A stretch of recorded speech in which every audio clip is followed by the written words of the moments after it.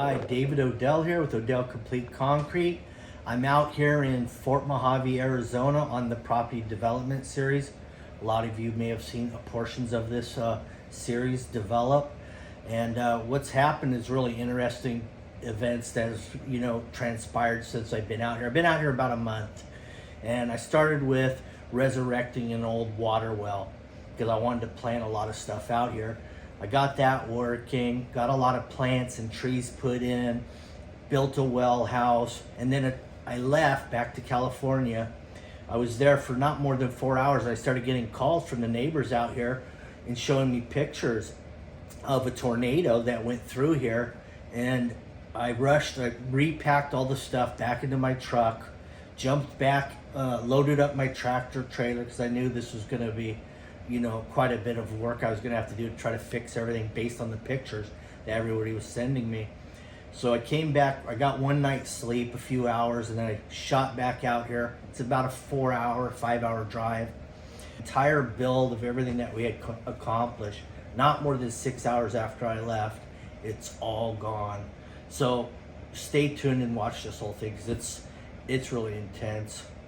Anyway, enjoy, have a good one. Now, this was recorded on the slab foundation for the shed itself, and that's why you see my dog Max still there, because we did this quite a while ago, the actual slab for the shed and well house. There's the well that's already existing. That was put in there in 1986, abandoned in 1990, wasn't used very long.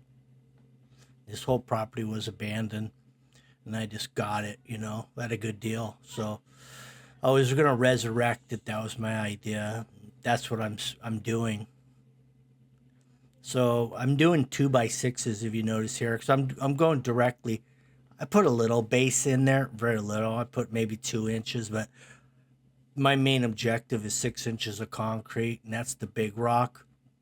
And I've noticed out here, I haven't worked out in this region too much, but 6 inches of concrete on native works. 4 inches of concrete on native doesn't work.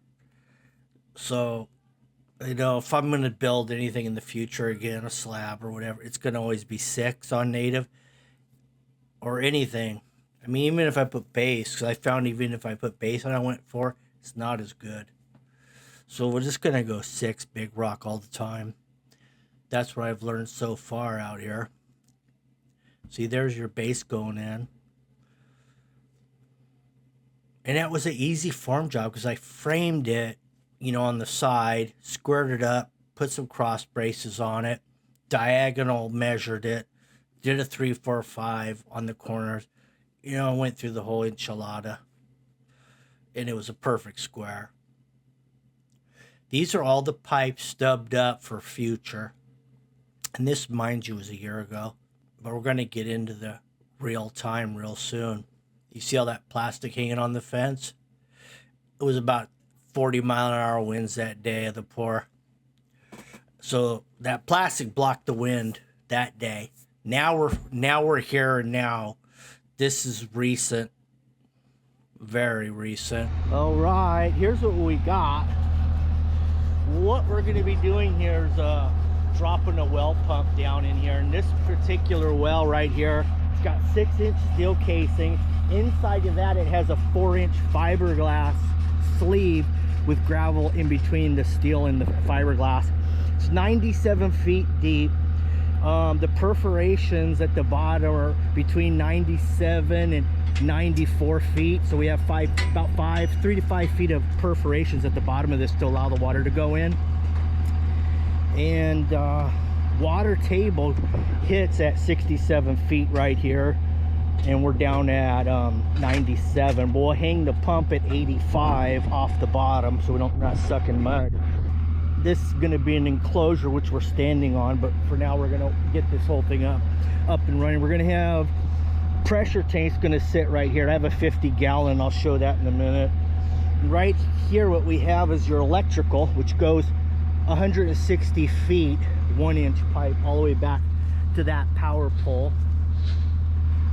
We're going to pull 10 gauge doesn't really call for 10. I mean, you could get away with 12 at this distance, including the depth of the hole. So you got to calculate that in for your wire run. So we've got 80 feet, 160, that's 240. So, you know, we can go 12 gauge if we wanted to, because we're running 2 hots, a nooch, and a ground. And right here is your ingoing water from the pump. We're gonna come out of that pressure tank. We're gonna drop into this. This is an 1-inch water height that runs about 150 feet to the back of this property and goes to a set of valves for irrigation. And also this particular pipe here is another feed to more irrigation valves, which is a shorter run. So I've only got a 3/4 there, and it pops right here, and you're gonna see some you know, sprinkler valves here, plus a hose bib on that solo by itself. And those two you'll sit the sprinkler valve on, and those run let's see, I run all the way back here along the back property line. It's about 150-foot run. So anyways, we got as we're going to show here how to hook up the well. It's actually more like a 100-gallon tank, not a 50, that pressure tank. And what that does is you can raise or lower the pressure depending on what pressure you want in your water lines. I was trying to run the wire through this pipe. I tried to push it from both directions. I got a Milwaukee 300-foot fish tape, and I pushed it from both sides, and I kept getting stuck right at the very end. And here's the problem. You see that little coupling right there on that upright? That was it. So I cut it off. You know, that's all it takes is one coupling, and you know your fish tape is stuck. So luckily I didn't have concrete on both ends. I was able to dig from one side and expose the pipe, push it on through. So we got all our wire through. Matter of fact, I pulled a couple extras. We got 2 hots, the nooch, and the ground. And then I also pulled another hot because I'm going to run a receptacle out here too in this enclosure. So, you know, we're going to get a couple, because I got a 1-inch conduit. So it all pulled through there really easily once I got the fish tape through.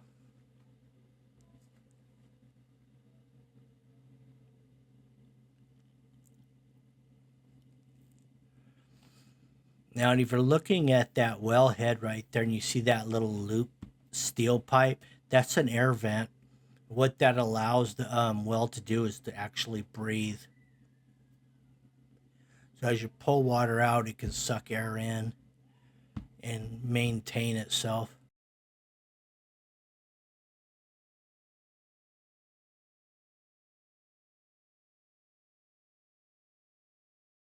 I got 1.25 inches dropping down in that well. There's 4 lengths of 1.25 inches, and then the pump head, which is about 2.5 feet. Then we got 1.25 inches going all the way to this pressure tank. All right, it's about 5:15 in the morning. That's about the best time to get out here and start working.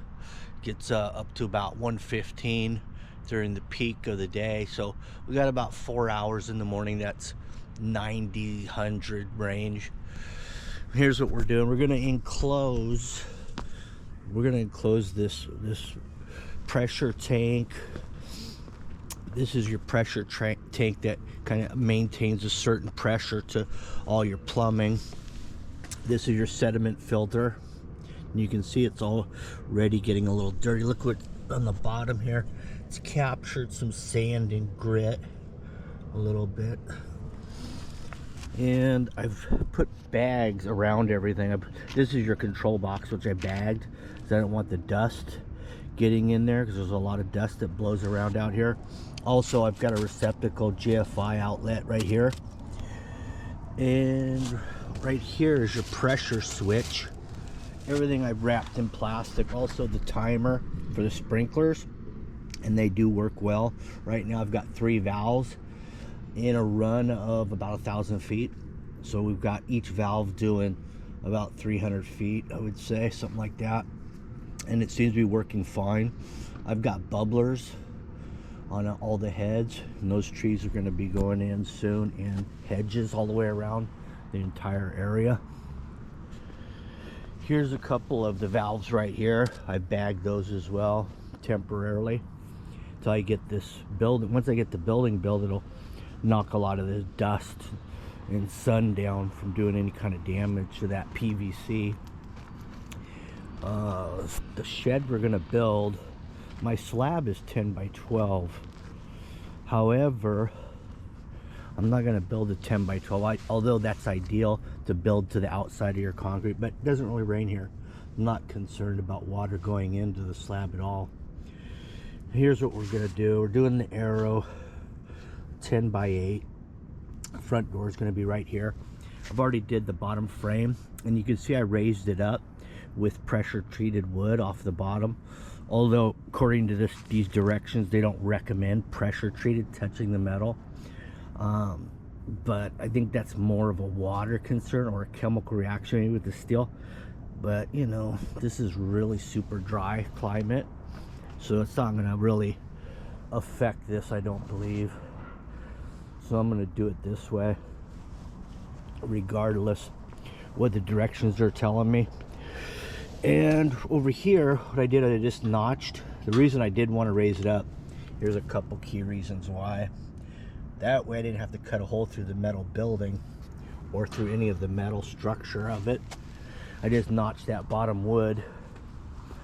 Also, we did it here too. Same scenario.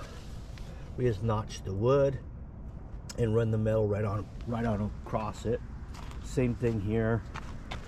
I stopped and started the wood right here, that way the metal could just continue over it without notching the metal. Now this wood is held down with liquid nail and Tapcons all the way around. Now right here, going in and out of the door, which won't be really used that much, the shed's mostly just a little storage protection for the entire system here. I'm gonna always have to step over this, but that's okay. I don't mind that at all.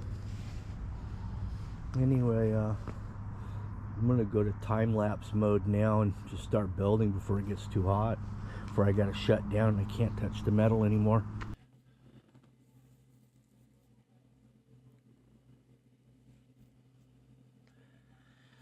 So yeah, what we can do, we can get a good 5 hours in before the mill gets hot. And because, you know, I'm not really acclimated to this environment out here.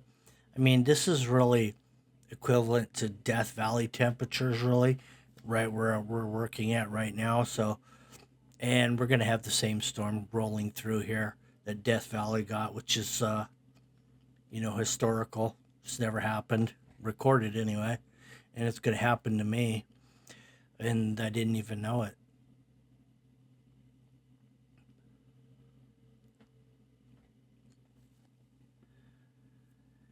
So basically, I'm throwing this thing up. I'm just kind of following the directions. I've did these before, but it had been a long time, so I got to go back to the directions on this thing. Just follow it through. And I have to say, their directions are not very good at all.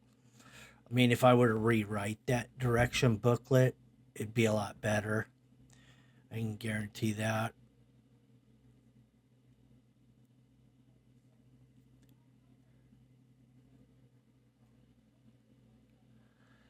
So I got certain points done because I had a 4 hour window to work with early in the morning because, you know, like I said, it was really hot, about 118, 120, something like that out here. And so we started early, and what I would do is I'd get a certain amount done, and then, you know, I'd try to hide out, take some shelter and what have you. But what I found is that the winds could just, because this is monsoon season, and which is good and it's bad. It's good because you get cloud covers, you get rain, but you also get some really drastic winds as well, and some, you know, crazy weather. But I had the walls up with no roof at one point, and I came out, you know, in the evening or about 2, 3 o'clock after I had kind of took shelter. I came out and I seen everything rattling around in the wind. We picking up 30, 40 mile an hour winds. And without the roof, I knew these walls were just going to just bend up. So I rushed out here. Actually, Deshawn from across the street, she came over here and helped me because I was kind of doing a solo operation a lot of the time. And we just kind of put some cross braces and stuff just to hold the walls. But and then the next day we came out and everything was still okay. So we continued the build. Once I got the roof on and everything, I felt pretty comfortable. Right, that wraps up the well house. Main purpose is just to protect the plumbing pressure tank control panel, sprinkler, automatic sprinkler system. Then here's what we got. Now, the beauty of this being completed, I could take off all these bags. I put these bags just to knock the dust down over the control panel, the receptacle, the pressure switch, the rainbird control automatic timer. All that's bagged just because there's so much dust. This will knock a lot of that dust down, I think. So I can open all this up, you know. I'll hang that on the wall. I'll probably take this little rainbird, attach it right here. And now this receptacle right here, the GFI, I could swing it up and screw it into there. So it's gonna clean this up pretty nicely. This little shed, it's a 10 by 8 and I have a 12 by 10 slab, so I've got a little front porch area for whatever. Came in handy for assembling stuff today. And this $570 for this. It was a lot less than any other prices that I looked around at. Tough shed was about $7,500. Wood framed in place, $7,500. This was $570, so you know, it wasn't too bad. We did about 3 hours every morning for 3 days, so it took us 9 hours, and we never really did one before, so that's pretty good. And this thing seems, it's gonna hold. You know, because what we did, if you look at this pressure treated plate, it's all glued down. Also, we've got tap cons, and it was a nice install. Anyway, stay tuned for the next one because it's going to be big. Hey.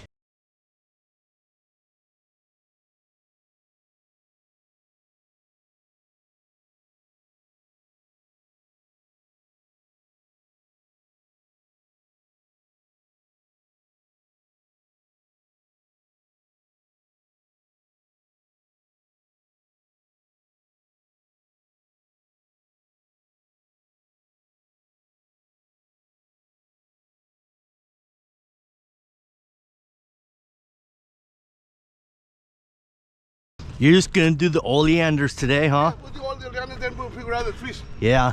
That way you can Position them. right there, whatever you want. Yeah. And we'll run the water. Sounds good. Well, his name was Ole, and he's a local landscaper out here in Fort Mojave, Arizona. Really nice guy. If you ever want to do any kind of work, he's the guy you want to contact. On time, on schedule. He does exactly what he's going to say he's going to do.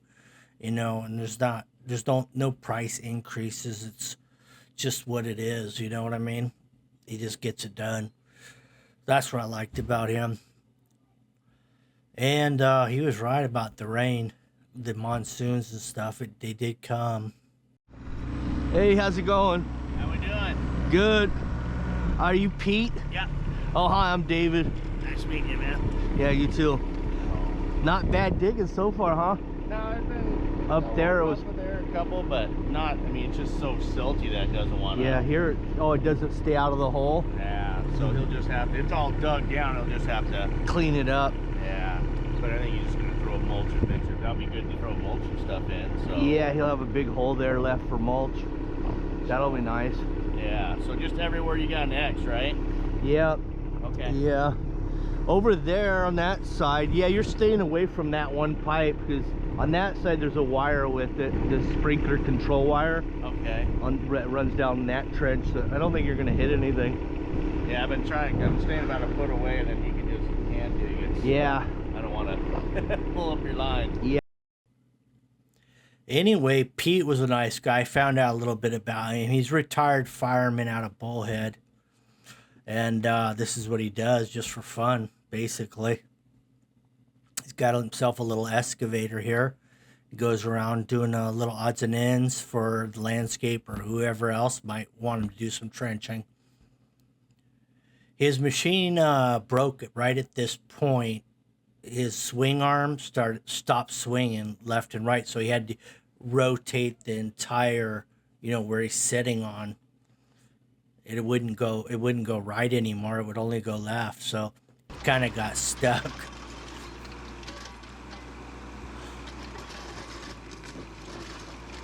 All this line right here is something I didn't put in. So I had a line to the edge of the patio already pre-installed. I had that line in, but I had to continue it along the front edge of the patio because I want trees, lots of trees, lots of bushes. I want to knock some of this dust down. I want to create an oasis, basically, in the desert. That's my goal, kind of. That's what I'm doing. And I don't see no reason that I can't do that because, I got water. I got free water, and it's underground, and there's a lot of it. All right. We just came out the front door of the house, and here's the first 3 trees. It watered this morning, and it looks like they've already perked up. This is the second day after we planted them, and they're looking like they're already perked up a bit. Yeah, especially those oleanders I noticed. These are rosewoods. These trees, they grow supposedly in this area, in this region, which is like a 9 or a 10, super hot, dry. They'll grow about 6 to 7 feet a year.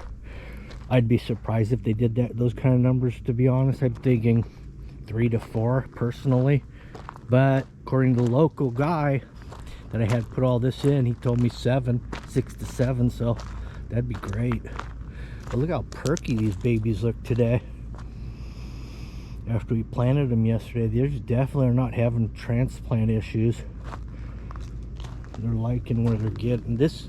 Now these oleanders have been in about, they've been in about 3 or 4 days now. And they're looking good as well. They're even flowering.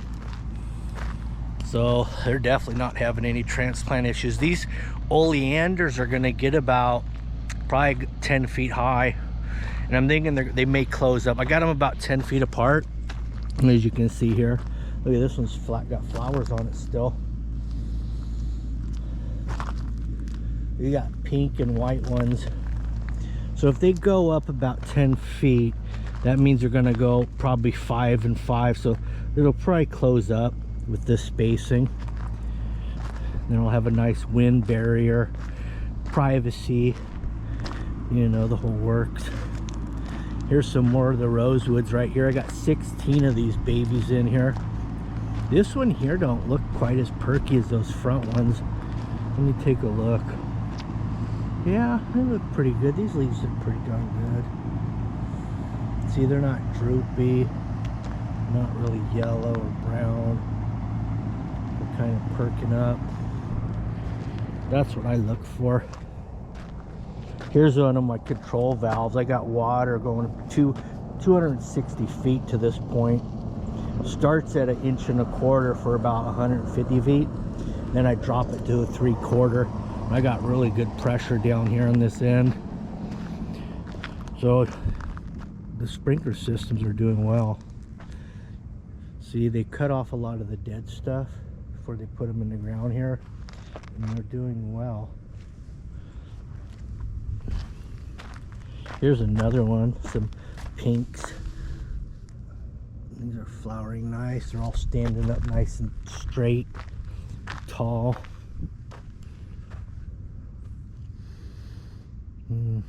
This is interesting because I had just left. That was from my camera. I had just got back to Cali. Bullshit. Maybe start a GoFundMe account on the channel so I can rebuild or something. Wow, the gate, the lock's still on the, it tore the handle right off of the door. That wind was fierce because it actually put a hole in the side of the, right in the side of the shed where it pierced the tree. Gosh, I wish I would have been here to see that. That would have been awesome to videotape, you know that?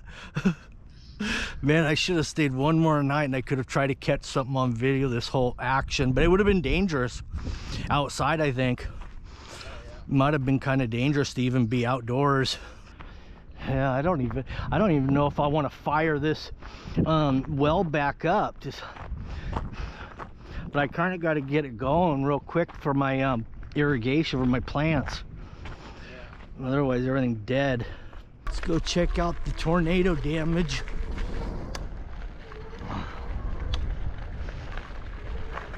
We got all these fences down here.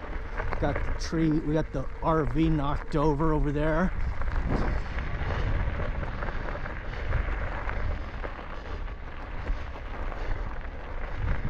The tornado came right down this road. Oh, what's all this metal? Where'd that come from?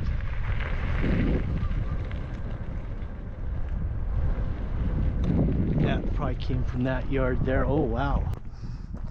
Look at that building toasted inside there. Oh my God. Now there's a big building over there. I'm gonna get closer to that one.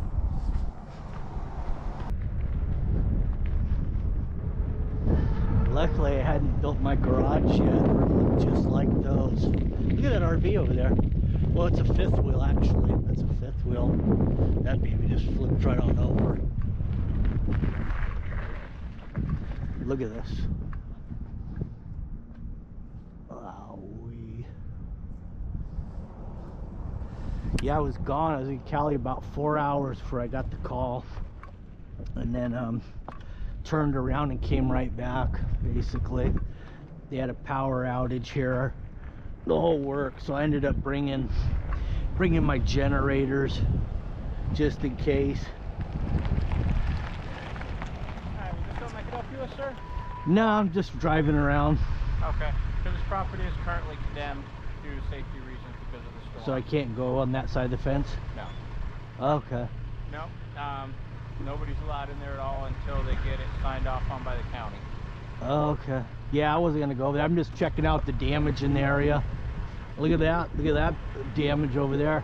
My house is over here. It took some damage too. That was a tornado, huh? I was told it was a microburst. What's the difference? One's like a big old fish of air coming down from the sky, slamming into everything. It just comes straight down. Yep, and then it hits and spreads out. And it looks like it went that way though. It started right over here at Gardena, and then it shot straight that way. Yep, you can see where it smashed the fence over behind it. My fence is knocked over too, all 200 feet. What it actually is, I don't know, I wasn't here, but that's what they were telling me, was it was just a sudden burst of wind. Yeah, it looks like a tornado to me because it traveled in one direction. Yeah, it skipped a lot of things though. It looks, well, you know, I think it went like this. Kind of, a tornado, it traveled, it moved. It kind of moved. You know what I mean? Those microbursts, I think, go in multiple directions at once. This was going in one, it was heading that direction. Well, it all depends on how the microburst hits. But I grew up in Tornado Alley, and I mean, I've seen them where they come down and destroy one building and go back up. That's what this was. But I've never seen them where they hit and they hit and there's no damage in between. It's the weirdest thing. Now there's some privacy fencing here. It didn't go down, so it didn't start here. It started at my house, exactly at my house. That's where she came down, and then it rolled to the north in a zigzaggy pattern. And then it went, you can see it went straight over there, hit that white fence. Well, it knocked these trees down too, and then it turned, kind of did an S that direction, and it crossed over that big yellowish building. did a little damage there, and then it went down and went north, turned north again, and then it crushed that storage facility, which is condemned now, I noticed, and they got a security guy out there, which I don't really know why. I mean, the gates are locked, and who's going to want to go in that dilapidated building?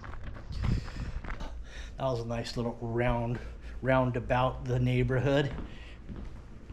Oh, they call it a microburst, but to me it looks more like a tornado, because a microburst, if it comes down, it seemed like it would shoot in all directions, but this actually went in a specific pattern, so I call that a tornado. Now look at the skirting. We didn't even get the wind in the back here, because that skirting's just vinyl, and that would have just blown out. So, well, the wind's going this way though. Well, it was coming out of the south, heading north. So maybe that's why that did take damage. Look at all the oleanders standing straight. All the trees are still standing upright. This is just crazy, man. Now you can see all the screws. There's 1, 2, 3, 4. You got like 4 of these on every side. Then I put them in on a 45, kind of on an angle to really grab. And they didn't come out, but the metal failed on the bottom of the shed. The metal runner just tore right through it. And now we've got to deal with this. You can see that we've got a crack right there on that conduit. The wires might still be intact. It actually just slid right out of that conduit. The control timer got ripped off.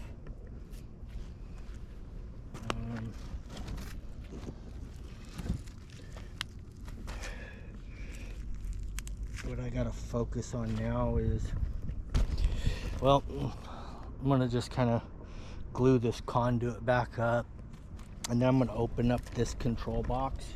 Right here is 4 screws on it. I'm gonna take a look in there, see if there's any disconnected wires.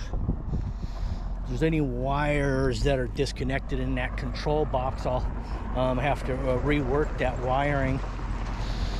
I don't think it got pulled out of the conduit all the way to the pole. It's very unlikely. So I think the wire is going to be good. It may have came undone in a connection in the control box, but I think that's probably going to be the extent of it. On the fencing, fabric's still good, top rail's good, all the posts are history. So what I'm going to do on that is I have my tractor here. I brought that back with me. I'm going to hook these posts up to the tractor, to the hoe attachment, pull each one of those out like a bad tooth, exposing the cavity. And then I'm going to fill them up with new concrete material and reset the posts, and I'm going to use all the existing fabric and top rail, and then I'll just have to stretch that fabric. I need a chain link tightener, fabric tightener, and I'll use a come along or something, but I'll rig something up so I can get that chain link tight again, and then I'll just work it on down. And since I'm going to be doing the install this time, most likely I'm going to end up with like 2 feet of extra chain link when I get to the end, because I'm going to probably make it tighter than it ever was. And it's just the way I do things. And then another thing I'm going to do a little differently is I'm going to actually put substantial amount of concrete at the bottom, because some of those posts, the entire foundation came right out of the ground.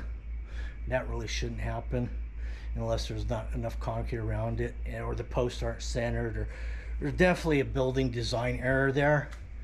And I'm gonna have to fix that, of course, because that's what I do.